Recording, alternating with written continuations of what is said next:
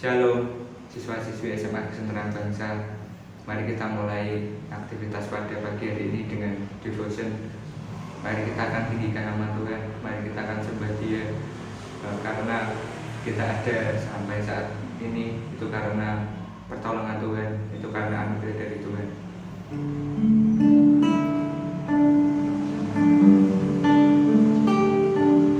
Mari kita akan tinggikan namanya. Bersama dengan Tuhan kita mampu melewati semuanya.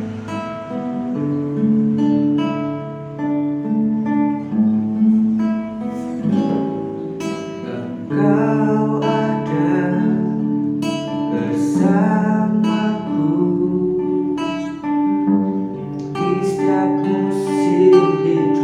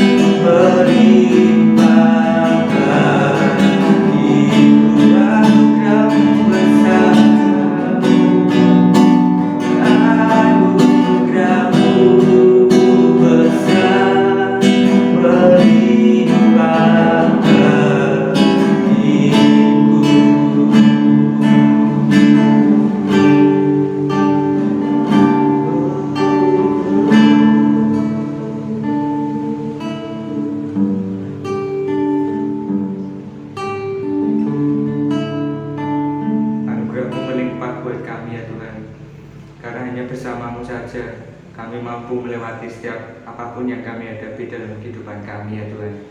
Dan saat pagi hari ini, saat kesempatan ini, kami rindu bersama-sama untuk belajar, mendengarkan, dan juga merenungkan akan kebenaran firman-Mu ya Tuhan. Mari Tuhan Kau pimpin sertai dalam pembelajaran firman saat pagi hari ini ya Tuhan. Kau sendiri akan berbicara lewat Miss Dancer yang akan menyampaikannya. Kiranya Kau sendiri akan mengurapi, dan biarlah setiap firman yang keluar di lidah bibir hamba-Mu yang menyampaikan, biarlah datangnya dari Engkau saja Tuhan. Mari Tuhan, berfirmanlah saat pada pagi hari ini. Terima kasih Tuhan, terima kasih. Dalam nama Tuhan Yesus kami ucap syukur dan berdoa. Amin. Shalom, selamat pagi anak-anak semua. Mengucap syukur di hari ini kita masih diberi kesempatan, masih diberi nafas hidup daripada Tuhan untuk kita semua. Bertemu lagi dengan kita hari ini di hari Rabu, ya. Kita akan belajar firman Tuhan hari ini. Kita akan sharing tentang firman Tuhan. Saya berdoa untuk anak-anak semua yang ada di rumah masing-masing dalam keadaan sehat, dalam keadaan baik semua. Kita terus berdoa supaya kita dapat bertemu lagi untuk bertatap muka, gitu ya. Kita belajar bersama-sama di sekolah. Yang mudah-mudahan dapat sesegera mungkin kita dapat beraktivitas seperti sedia kala. Ya, mudah-mudahan virus corona segera berlalu. Begitu ya. Oke anak-anak, mari kita akan masuk ke firman Tuhan pagi hari ini. Dari penyembahan yang sudah kita nyanyikan tadi, biarlah itu menjadi berkat buat kita, berkat buat anak-anak semua. Mari anak-anak, kita akan baca ayat hafalan kita, ya. Ayat hafalan kita di Mazmur, ya, di Mazmur 1 ayat 1 sampai 3. Begini firman Tuhan, saya bacakan. Berbahagialah orang yang tidak berjalan menurut nasihat orang fasik, yang tidak berdiri di jalan orang berdosa, dan yang tidak duduk dalam kumpulan pencemooh, tetapi yang kesukaannya ialah Taurat Tuhan. Dan yang merenungkan Taurat itu siang dan malam. Ia seperti pohon yang ditanam di tepi aliran air dan yang menghasilkan buahnya pada musimnya, dan yang tidak layu daunnya, dan apa saja yang diperbuatnya berhasil. Ini adalah ayat hafalan kalian di minggu ini, diambil dari Mazmur ayat yang pertama, Mazmur pasal yang pertama ayat pertama sampai ayat 3. Baik anak-anak, di ayat awal ini sudah diceritakan bahwa kita hidup itu berserah kepada Tuhan, seperti pohon, ya, yang tumbuh di aliran air atau di tepi sungai, yang dapat tumbuh subur kemudian berbuah lebat. Saya punya ilustrasi anak-anak, ya, saya punya ilustrasi. Ini ilustrasinya saya ambil dari Facebook, ya, saya ambil dari Facebook, di mana ada cerita dua orang pendaki. Anak-anak pernah mendaki gunung? Nah, saya yakin dari kalian sudah ada yang pernah mendaki gunung. Ya. Ilustrasinya begini anak-anak. Ada dua anak yang mau mendaki gunung. Dia sudah mempersiapkan segala bekalnya, ya, segala bekal persiapannya, mulai dari tas, ya, kemudian tenda dan lain sebagainya, ya, alat masak.